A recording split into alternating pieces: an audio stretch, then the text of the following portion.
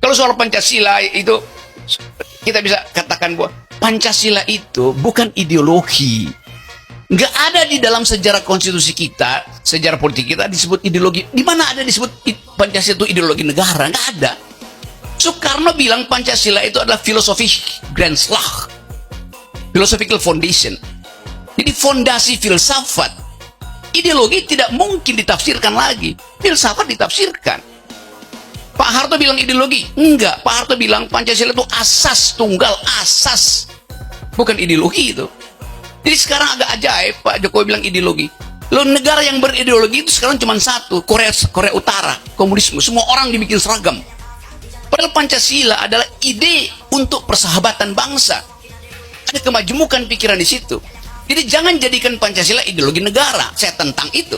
Karena secara konsepsional, dia bukan ideologi itu. Ideologi itu mati.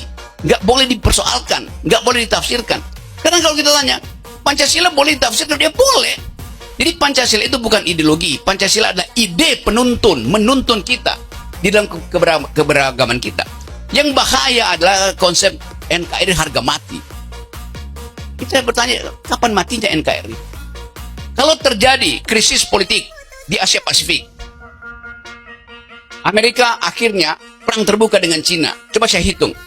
Berapa lama Indonesia bisa bertahan sebagai NKRI dan tidak mati? 14 jam. Kalau armada ketujuh Amerika,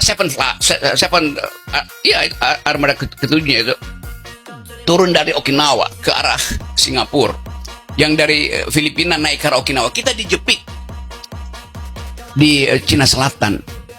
Lalu Amerika katakan, saya lagi mau perang dengan Cina, maka no fly zone di atas Indo-Pasifik. Gak boleh ada pesawat lalu lintas di situ. Berapa lama kita bisa bertahan? 14 jam. Karena kita masih mengimpor antibiotik lewat Cina Selatan. Kita masih mengimpor gandum dari Australia. Kita masih mengimpor kentang, daging dari Brasil tuh. Jadi kalau kita dijepit di situ, dalam 14 jam mahasiswa Semarang itu nggak bisa lagi makan Indomie karena gandum masih kita impor.